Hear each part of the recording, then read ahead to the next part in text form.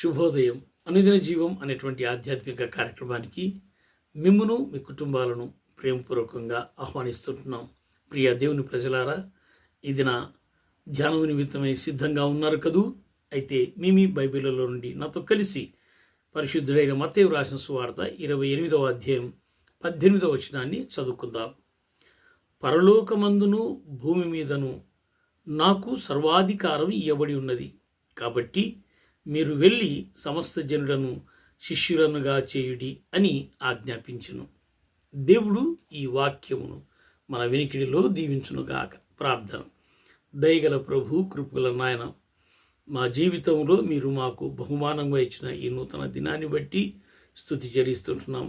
ప్రభు, ఈ ఉదయకాలన మమ్మల్ని మేము మీ పరిశుద్ధ సన్నిధిలో మీకు సమర్పించుకొని వాక్కు ద్వారా మీ ముఖదర్శనము చేసుకుని ఈ లోకములో అడిగిడుటకు, మా దిన కార్యక్రమాలను ప్రారంభించుటకు మీ కృపను మాకు ప్రసాదించుమని యేసు పరిశుద్ధ నామమున అడిగి వేడుకుంటున్నాం తండ్రి. ఆమెను. ప్రియ దేవుని ప్రజలారా, చదువుబంటి లేఖన భాగం. యేసు ప్రభు ఈ లోకములో మానవాళి నిమిత్తమై కలువరి శిలువలో తన ప్రాణం అర్పించి ఆయన సమాధి చేయబడి తిరిగి లేచిన తర్వాత ఆరోహణం కాక మునుపు యేసు ప్రభు శిష్యులతో చెబుతున్నటువంటి మాటలు. సర్వాధికారం కలిగి క్రీస్తు ద్వారా పంపబడిన శిష్యులు బయలుదేరి అంతటా కూడా వాక్యాన్ని ప్రకటించడానికి యేసు ప్రభు, ఇదిగో నాకు సర్వాధికారము ఇవ్వబడి ఉన్నది, మీరు కూడా వెళ్ళి ఈ అధికారముతో సర్వలోకానికి సువార్త ప్రకటించుడి అని ప్రభు వారికి తెలియజేశారు. ప్రభు వారికి సహకారి అయ్యుండి వెనువెంట జరుగుచూ వచ్చిన సూచక క్రియల వలన వాక్యమును వారి యొక్క జీవితాలలో స్థిరపరిచారు.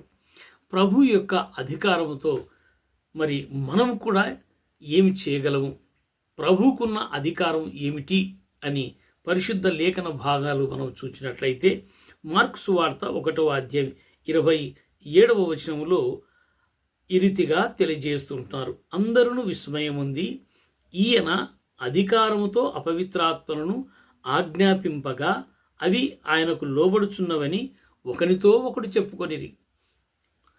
మొదటి అధికారం ఏమిటి అనంటే అపవిత్రాత్మల మీద అధికారం కలిగినటువంటి వాడు తన శిష్యులను పంపిస్తున్నాడు. మీకు కూడా అపవిత్రాత్మల మీద అధికారం ఇస్తున్నాను, సో వాటిని లయం చేయండి, ఆ అపవిత్రాత్మలను దూరపరచండి. మన జీవితాలలో, ఆత్మీయ జీవితాలలో మనకున్నటువంటి అపవిత్రాత్మలు ఏవి అనంటే, ఒకవేళ మనకున్నటువంటి ఇహలోక సంబంధమైన దురాశలు కానివ్వండి, లేకపోతే దుర్వ్యసనాలు కానివ్వండి, దురలవాట్లు కానివ్వండి, దుర్మార్గము కానివ్వండి, ఏవైనా కానీ ఇవన్నీ కూడా అపవాది సంబంధమైన క్రియలు. మరి వాటిని మనము తొలగించడానికి అధికారాన్ని ప్రభు మనకిస్తున్నాడు.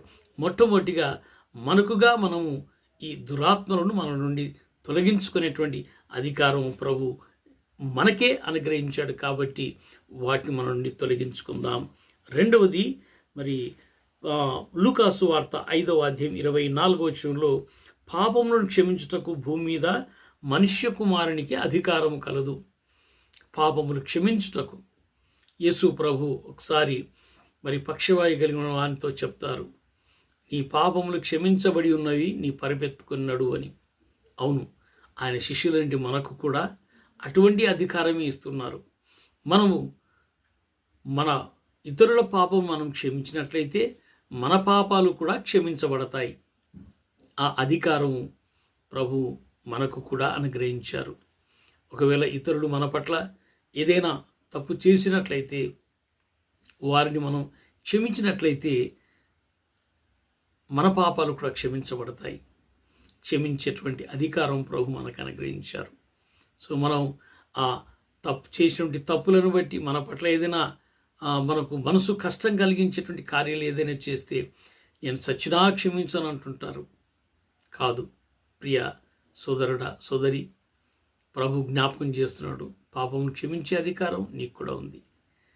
వారి పట్ల ప్రేమ కలిగి, క్షమాపణ కలిగి పాపమును క్షమించు, నీవు క్షమించబడతావు, పరలోకానికి వారసులు అవుతారు. అట్టి కృపను పొందుకొని ప్రభు కొరకు సాక్షికరంగా జీవించినట్లు పరిశుద్ధాత్మ దేవుడు సహాయం దయచేనుగాక. ఆమెన్. ప్రార్థన. దయగల ప్రభు, కృపల నాయన, ఉదయకాలం మీరు ఇచ్చిన వాక్కును బట్టి వందనాలు. అవును ప్రభు, సర్వాధికారి దేవా, మీరు మీకున్నటువంటి అధికారాన్ని మాకు అనుగ్రహించారు. ప్రత్యేకంగా అపవిత్ర ఆత్మల మీద అధికారాన్ని అనుగ్రహించారు. ప్రభు, మమ్మల్ని పీడిస్తున్న ప్రతి అపవిత్రాత్మను నాయన మేము గద్దించి వాటిని లైవ్ చేసి పాత్రలో కొని మీ నామను బంధించి మీ కొరకు సాక్షికరంగా జీవించినట్టు కృప దయచేయండి. అదే రీతిగా ప్రభు, పాపములను క్షమిస్తూ మేము క్షమించబడి మీ రాజ్యానికి వారసులగునట్లు సిద్ధపరచుమని యేసు పరిశుద్ధ నామమున అడిగి వేడుకుంటున్నాం తండ్రి.